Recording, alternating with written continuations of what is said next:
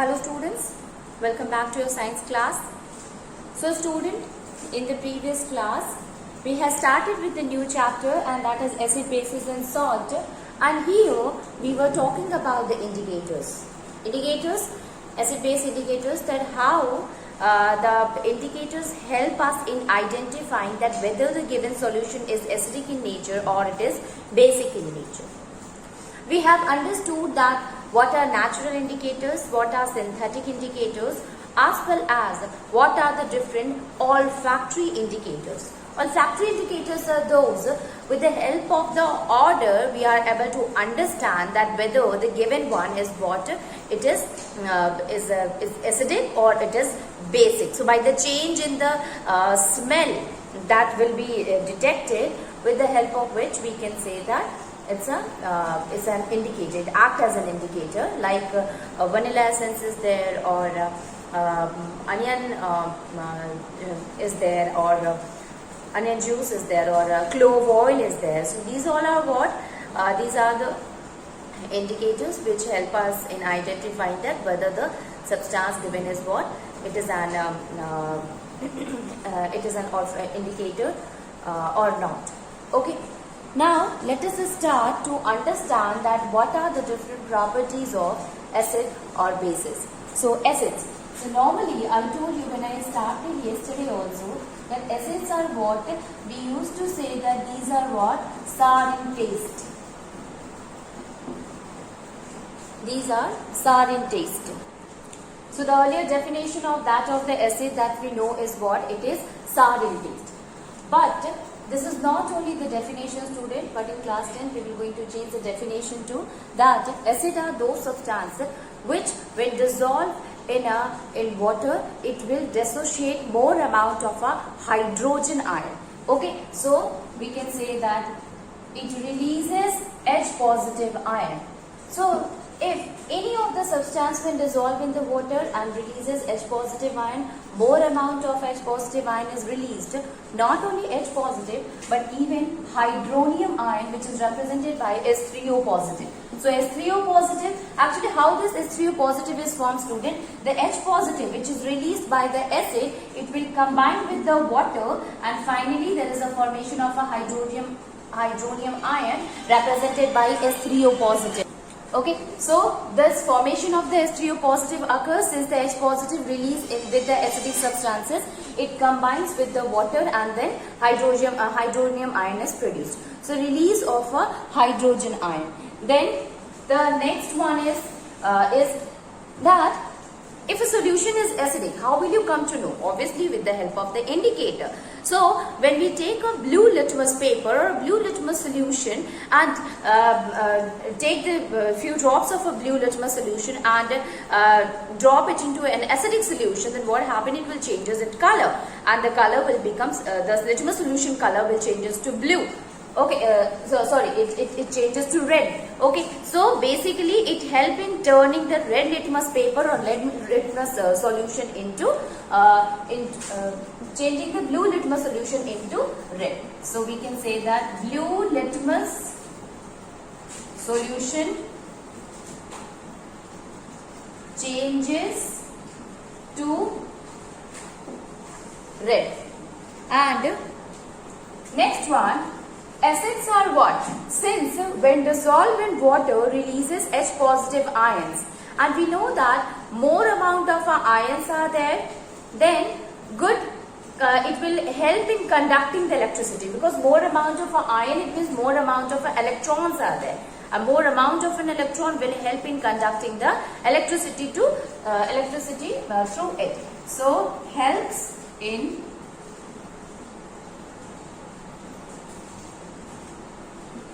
electricity. Okay, so these are the few things about that of acid. The first one, it is sour in taste. This is a very common thing. The second one, the exact definition of the acid, that which when dissolved in water releases H positive ion.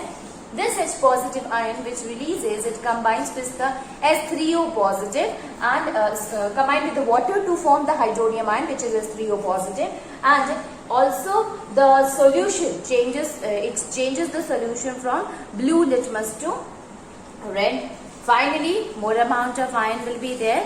Good conduction of the electricity will take place here. Okay, so it helps in conducting electricity.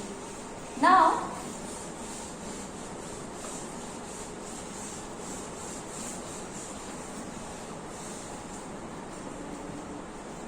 let us see that what are these acids are also what these are there are the different types of acids.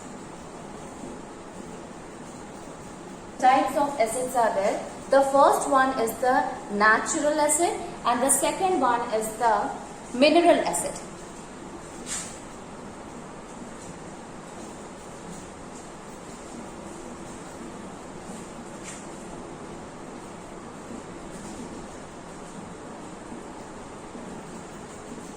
Natural acid and mineral acid. Natural acid is what which is present into the natural thing like that of a flora or fauna. So all the acids that we obtain from the nature, that is a natural acid. Okay, so what are the natural acids, students? So the acid that we obtain from the plants like citrus fruit. So citrus fruit consisting of a citric acid. Then in tomato, you know that oxalic acid is there. Then tamarind, we know that tartaric acid is present in it. Then acetic acid present in vinegar. Okay. In animals also formic acid, which we also call as a methanoic acid. So these are some of the acids that we obtain from the nature. Nature means that we obtain from the plants and animals. Okay, so natural acid obtained from plants and animals. Natural acids are those acids which we obtain from the plants as well as animals. Then what are the different examples? So examples are formic acid, which we also called as methanoic acid. Formic acid called as methanoic acid. Then acetic acid, which we obtain from vinegar. Ethanoic acid also called as acetic acid, also called as ethanoic acid. Then citric acid.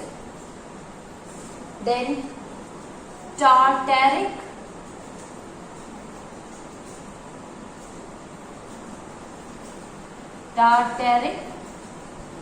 acid. Then oxalic acid, etc.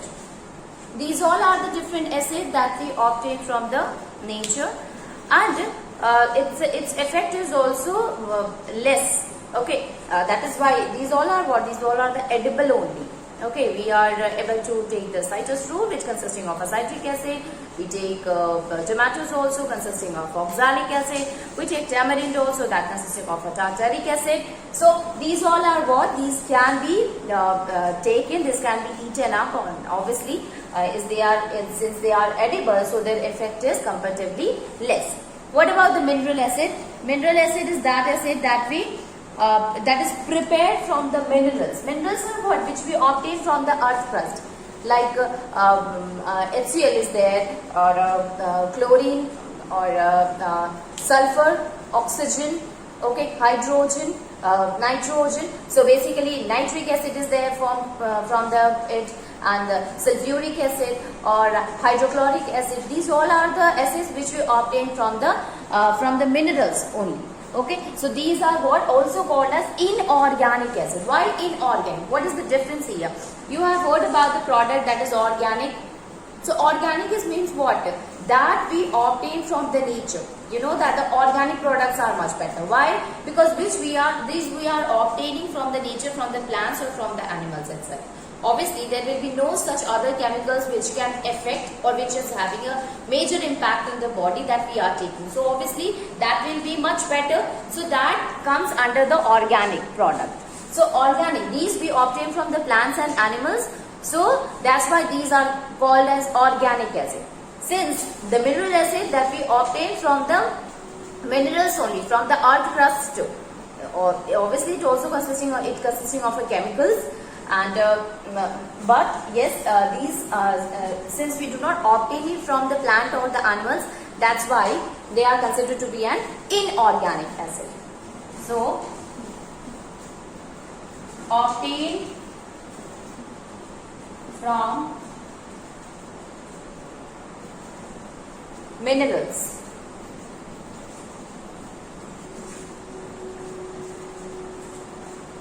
From minerals present in earth crust, present on earth crust. Next one is, these are also called as inorganic acids. Inorganic acids. Then mineral acid is hydrochloric acid, sulfuric acid, nitric acid, carbonic acid, H2CO3, phosphoric acid, H2PO3, okay, actually it will be H3PO4, PO4 3 minus, okay, H3PO4. So that is phosphoric acid, because that of the phosphate valency, it will be minus, it will be 3. Charge is present on the phosphate, it is minus 3, PO4 3 minus. So this 3 will comes to the hydrogen, and hydrogen is having +1, so valency will be 1, so reaches to that of the phosphate, so the formula will become H3PO4. So phosphoric acid is also there. One more thing that you must know, that if we compare the impact of the which one is very strong as compared in both of them, so obviously it will be the mineral acid like hydrochloric acid or sulfuric acid, nitric acid. These all are what these we cannot touch it directly if it is in a concentrated form, or either it can be in a dilute form also. So we must be very careful handling with the mineral acid, because their impact, they are very strong acid and they can harm. Okay. But in case of a natural acid, their impact is very less. Okay, so these are what? These are the two different types of acid. One is the natural acid and the other one is the mineral acid. You know that, students, for doing the different reactions, we generally use the mineral acid. Acid, it can be concentrated, it can be dilute. Okay, before we go further, let me tell you what is concentrated acid and what is a dilute acid. If we talk about the concentrated acid, so concentrated acid is what?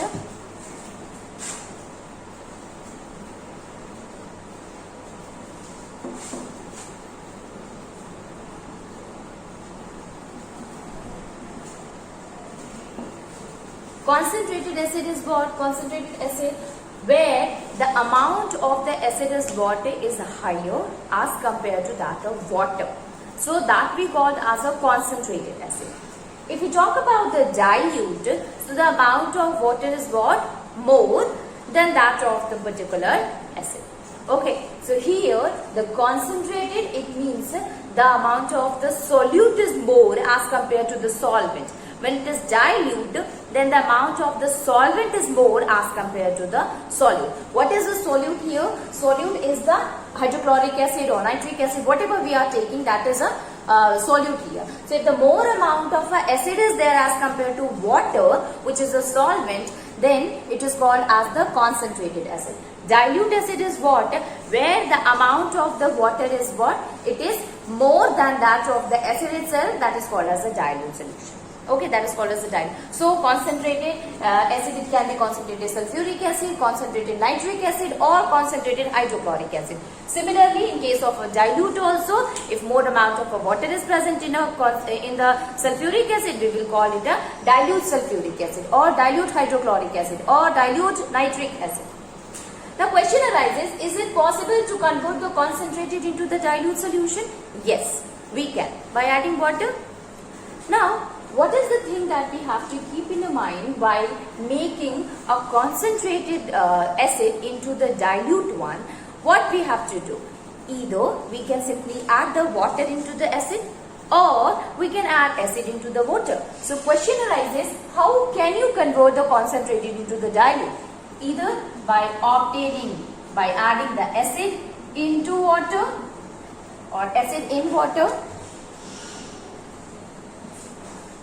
acid in water, or water in acid. What will be the correct one? Converting the concentrated into the dilute one. So here the thing that we must keep in a point, it is that we must add acid in water. How? We will take a good amount of water and keep on adding the acid with the help of the glass rod and continuously stir it. Why we are doing this, students? Because what happens? See, if we add water into the acid, so amount of the acid will be more, and when we are dropping or when we are adding the water into it, there will be an exothermic reaction take place between the acid and that of the water. A large amount of a heat will be released, and this large amount of a heat will splash out and can harm the person who is adding the water into the acid. Okay, so it will be much better that we must add the acid into the water rather than water into the acid. Okay, so if we keep on adding the acid into the water by continuously stirring with the glass rod, so the heat will be absorbed by the water itself and no such effect can be seen. So this is the correct one, this is the wrong one. Okay, so we must add acid into the water rather than water into the acid. So this is how we can convert a concentrated acid into the dilute one. Now let us see here what are the different chemical properties of the acid. So what happened when the acid reacts with the metal? What happened when the acid reacts with the metal carbonate? What happened when the acid reacts with the metal hydrogen carbonate? So the first one is the reaction of acid with metal.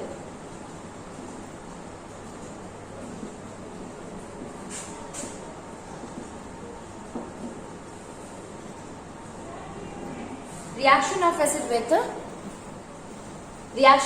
with metal. So acid, when it reacts with the metal, it will releases the hydrogen gas. So acid give hydrogen gas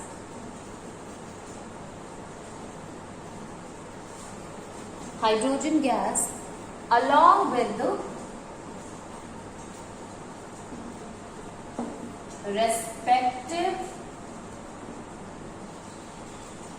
respective salt when they react with the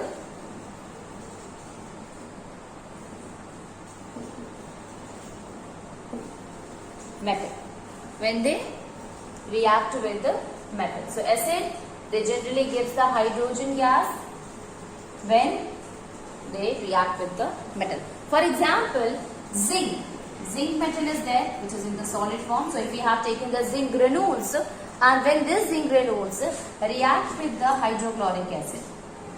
Okay, so we have taken the hydrochloric acid, and when we add the zinc granules into it, then you will find that the reaction is what? It is highly exothermic reaction, and this will produces a huge amount of a heat. Obviously, when you touch the base of the test tube, you will find it is really hot. So, which says that this reaction is an exothermic reaction. Along with it, when you bring a burning splinter near to that of the test tube, to the mouth of the test tube, it will burn with a pop sound. Okay, which proves that a gas is evolving, and that gas is what, since this pop sound is produced, so that proves that this gas is what? It is the hydrogen gas. So zinc chloride, ZnCl2 plus H2 is released.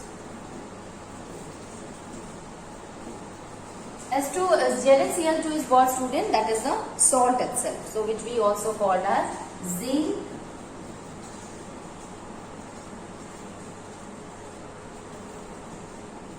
fluoride. Okay, this is hydrochloric acid.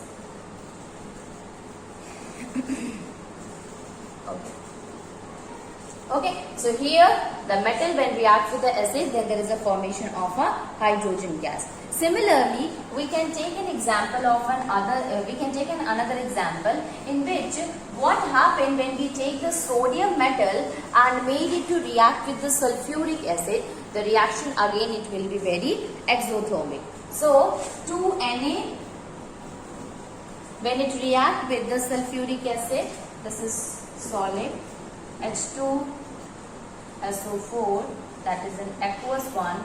Then there is a formation of a Na2SO4, sodium sulfate, which is again in the aqueous form, and gas is liberated, and that is hydrogen gas.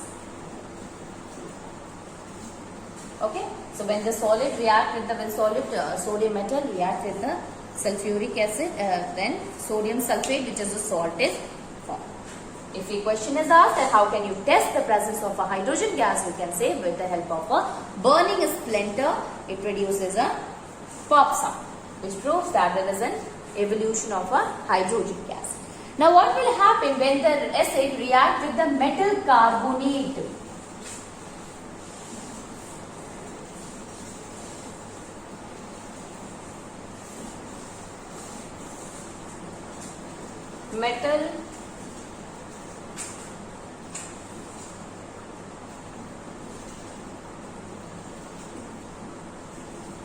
Metal carbonate. So acid, when it reacts with the metal carbonate,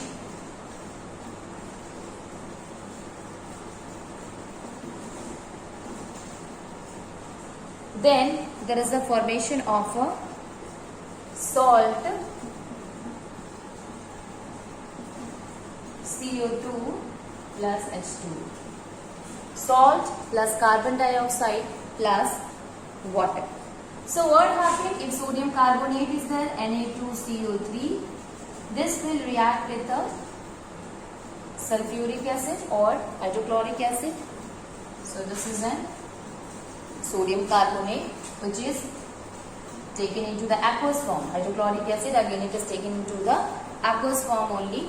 Then there is a formation of a salt, and salt is NaCl plus CO2 is released plus H2O is released.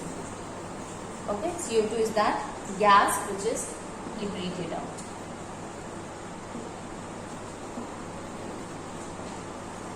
Now the equation is not balanced because carbon is balanced both of the side, oxygen is balanced, sodium is 2 here, sodium is 1. So we will going to put here 2. Now sodium is balanced. Hydrogen is 2 here, hydrogen is 1 here, chlorine is 2 here, chlorine is 1 here. So now it is balanced. Okay. So when the acid react with the metal carbonate, then there is a formation of the carbon dioxide. Second we can take, like suppose we have taken a calcium carbonate CaCO3, which is again into the aqueous form, and made it to react with the sulfuric acid. Then there is a formation of a calcium sulfate, which is a salt. CaSO4 aqueous one plus CO2 plus H2O. This is a liquid and this is a gas. Okay. So calcium is balanced, sulfur is balanced here, hydrogen again balanced, oxygen 3 and 4. 7 is there, 4, 5, 6, 7. So the reaction is already balanced here. So when the calcium carbonate react with the sulfuric acid, then there is a formation of a calcium sulfate. Suppose we have taken the sodium carbonate again, Na2CO3, and made it to react with the nitric acid, HNO3.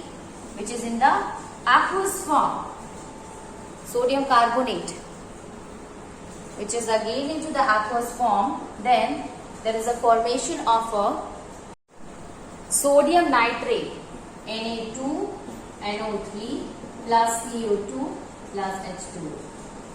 Okay.